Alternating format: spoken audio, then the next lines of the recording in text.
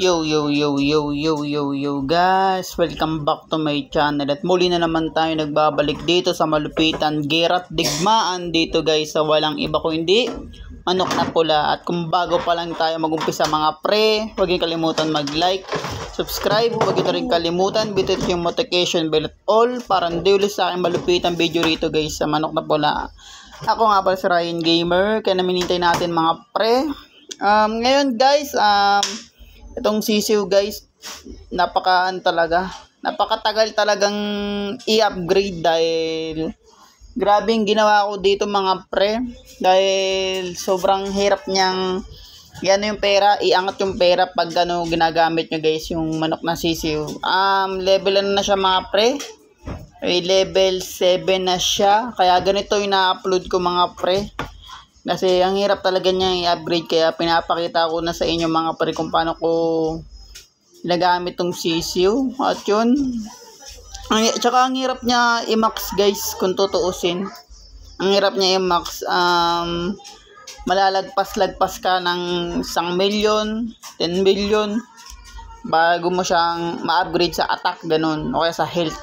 Kaya ang gagawin natin mga pre, siya ulit ang gagamitin natin at pinakamahirap na i-upgrade dito mga pre sa sisiw 3, yung depensa, dahil sobrang laki ng kailangan yung pera guys kung gusto niyo i-upgrade yung depensa na itong sisiw. At ngayon guys, yun nga, epic pa lang tayo pero ginagrind ko siya sa offline.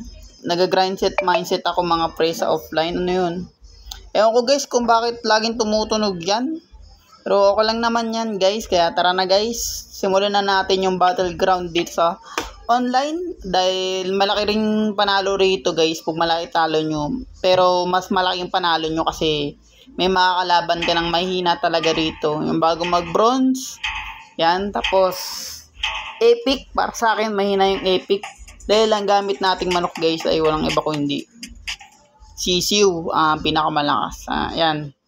Tingnan natin guys kung sino mananalo sa amin. Mapapansin nyo guys, 20 na yung buhay natin. Kaya tingnan natin. Mahina manok mo. Di wow. Di niya alam mas mahina yung manok niya guys. Pero tingnan natin kung nakakasabay. Parehas lang din kami ng damage. Paano niya sabing mahina manok ko? Mas malakas ako sa kanya mga pre. Level 7 na ako ewan ko guys kung mahina lang yung wifi ko Kasi isipin mo level 7 mo yun mga pre, level 7 ako tapos tinalo ako ng level Kapag tataka guys, nagtataka ako sa mga ibang players dito dahil mas malakas ako sa kanila level 7 tapos level 4 makakatalo sa akin. Pero kung nakikita nyo naman mga pre, pinindot ko ng maayos yun o kaya mahina lang signal natin. Dapat panalo ako dun Ewan ko guys kung bakit ganun nangyayari talaga May ganun talaga guys na nangyayari dito sa manok na pula. Kahit malakas ka na, magugulat ka na lang bakit bigla ka natatalo. Ewan ko kung nangyayari rin sa inyo yun guys. Yan, manok na niebe ang ating kalaban mga pre. Pero tingnan natin, durog sa atin to guys. Dahil pa lang kasi yan. Kumbaga, isipin mo sisiw gamit natin. Tapos kalaban natin yung normal na manok na niebe. Para sa akin guys, normal na yun dahil gamit natin sisiw. Pero kung isipin mo, pag binili mo yan, mahal din yung upgradean dyan. At yun, hinahamon ulit tayo nun. Pero hindi muna tayo papalagron guys dahil ewan ko guys kung cheater yun dahil pagtataka kasi iba kasi damage ng cheat guys na naka-cheat ka talaga. Para kung sumasabay sa kalaban ko baga dagdag dagdag attack. Yan, kalaban natin ngayon guys ay manok na hubad. Max na yung manok na hubad ko guys. At itong lugar natin mga pre na binabattleground dito sa manok na pula ay nihintay ko na lang magbukas yung sunod nito. Offset. Nakaka-bad trip guys, lumalabas yung odds At siguro igigrind na lang muna to siguro sa guys online para matugtong natin yung legend. Kasi isipin nyo ang tagal ng legend mapuntahan Baka mag-grind na rin din ako dito guys sa online Pero mas marami ako grind set mindset mga pre. Walang iba kundi sa offline. Dahil kasi pwede ka matalo kasi dito guys eh. Kaya nag-grind set mindset ako sa offline talaga guys. Kasi malaki bigayan ng pera dun. Tapos malalaman mo kung mananalo ka o hindi. Nice one. Kalaban natin si One Punch Man. Kubag. Tostado guys. Si Saitama. Then malakas talaga yan. Si Goku. Kaya testing ulit natin kung sino ulit ang mga kalaban natin. At content na lang mga pre ay makuha na natin guys yung walang iba guys kundi free lang siyang manok sari-saring manok yan. Content na lang mga pre, makukuha ko na yan. Pero focus muna ako dito sa ano guys pag nakuha ko na yan. Sisiu.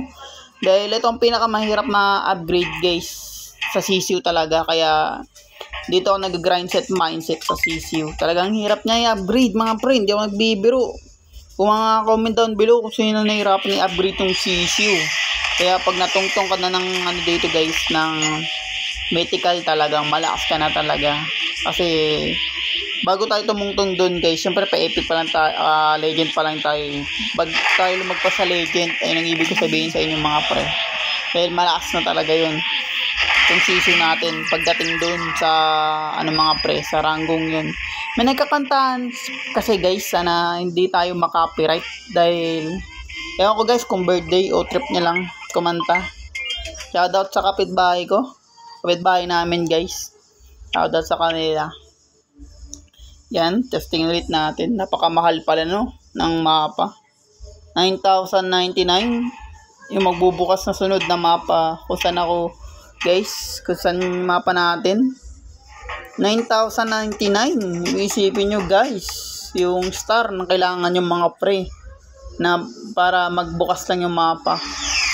Sana bago magbukas yung max na tayo. Dahil konting-konti na lang, mabibili na natin. Makukuha na natin yung sari-saring manok yan.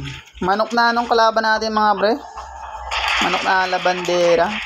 Tostado sa atin yan mga pre. Al tingnan mo, magbubronze pa lang siya mga pre, pero pumalag siya kagad dito sa online battleground. Isipin nyo malakas talaga yung mga naglalaro dito. Oh wait lang. Ay hindi ko napansin yun, may ads pala. Nakatingin kasi ako sa nanay ko eh. Nice one, cancel lang natin yan muna. Yan, tingnan natin kung sino pa ang papalag sa atin.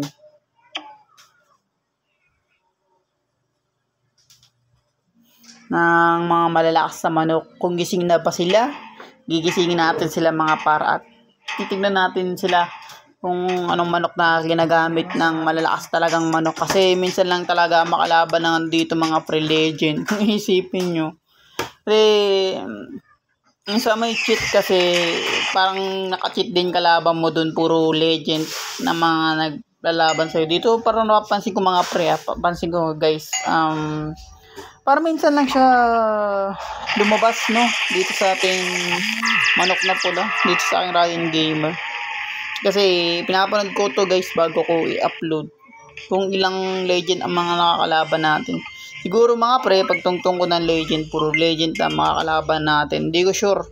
Kasi papansin ko parang wala masyadong naglalaro na legend. O talaga hindi lang tayo pinapalaban sa kanila. Ganun na. Ganun ang ting ko guys. Tingnan natin ulit. At 333 wins na tayo. Loss natin ay 13 pa lang. Mababa pa lang masyado. Bronze. Ay nako, parehas kaming ano. So nga lang yung attack niya guys, sa depensa niya mababa. Doon siya lugi.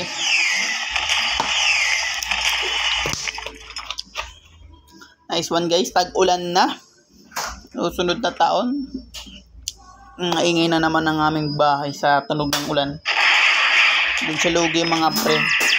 Depensa niya mahina, attack niya mahina. Kasi kung isipin nyo guys, dito ka talaga mag-grind set mindset guys ng todo para maging malakas yung sisiu nyo guys. Kasi ang mahal talaga ng upgrade na ito. Maski nga to, pag i-upgrade ko siya ng level 8 guys, tingnan nyo kung magkano yung presyo. Talagang may hirap. Pero di ako masyadong naglalaro kasi neto guys pag ano. Di ko siya masyadong naglalaro kasi yun nga, may ginagawa rin ako, nanonood ako sa YouTube. Tapos nanonood din ako sa mga pre, sa anime. May ginagawa din ako. Kaya minsan tinatamad ako mag-grind minsan.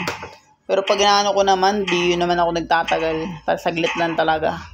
Minsan ako maglaro. Kumbaga pag nalagpasan ko yung kalahating pera, yan. Kaya ako siyang lalaruin. Pero mahirap talaga guys pag ganun ginawa. Ako ganun naman ginawa ko, pero kung isipin yung mga pre, nakita nyo naman guys, nag-level 7 na tong sisiu. Dahil nilalaro ko pa rin naman siya sa offline siya sa online. Nalalaro ko pa rin guys, pero hindi ako nag-a-addict as hindi ako nag-a-addict sa games. Hindi ako nagpupuyat mga pre. Nice one. Ay kung nakikita yan guys, manok na hubad. Malakas din kung isipin nyo pag na-max nyo talaga. Kaya mga normal na manok dapat minamax nyo guys. Yan, pumasok na naman yung ads. Magandang laro yun. Tagal lang talaga lumabas yung X para masok na tayo dito sa Battleground. Yun o. Nakikita nyo guys, tumalabas yun. Update na to Itong mga pre, manok na pula. Update na to. Kita nyo naman may manok na pula. Meron na tayong monkey boar, tsaka dragon. Ewan ko para saan yun. Pag pinasok ko naman, didiretso yung Play Store. Parang maski yun guys, nagtopak. Maski pag mag-update, nagtotopak.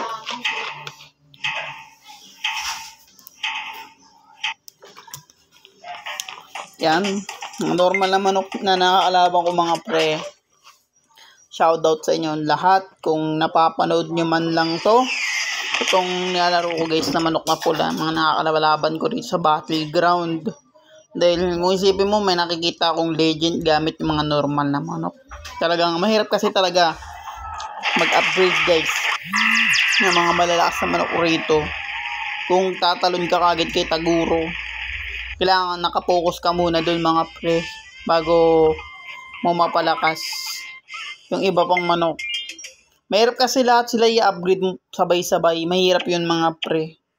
Mahirap yun. Kailangan na-focus ka sa isang manok. Katulad ng ginagawa ko dito guys. Nag-grind ako dito sa sisiu sa offline. Para ma-level ko siya ng level 8 yan. Ganun lang ginagawa ko mga par. Para pagdating natin dito sa Battleground. Bronze, cheaters to mga pre. Mahal ng upgradean yan. One Punch Man. Pero parehas na kami 20. 22 lang sa kanya. So testing natin guys kung kaya natin siya bawasan. Dahil naka-cheat nga siya. Yung bronze pa lang siya. Diba? Cheater yan mga pre.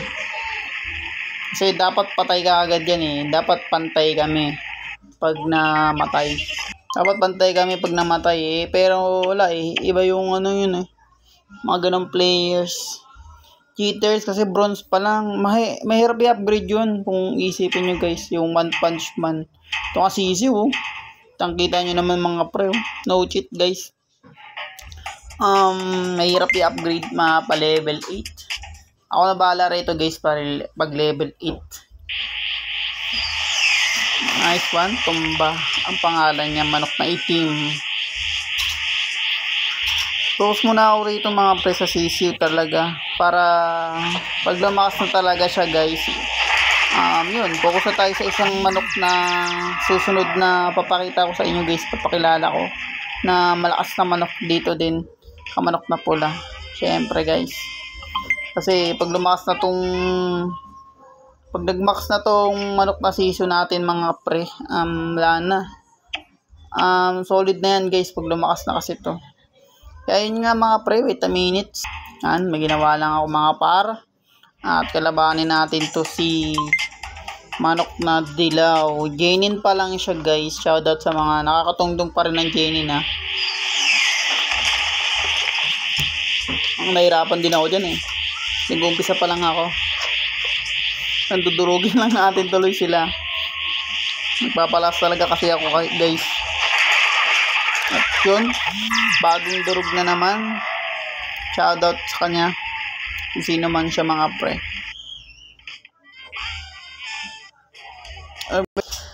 Yun nga guys, kung bago pa rin tayo matapos dito sa malupitan gayrap digman dito sa manok na pula, huwag niyo kalimutan mag-like, subscribe, huwag niyo na rin kalimutan bitutin yung notification bell at all para hindi ulit sa akin malupitan video rito guys sa manok na pula. Ako nga pala si Ryan Gamer at maraming salamat sa lahat. And hanggang sa muli, peace out.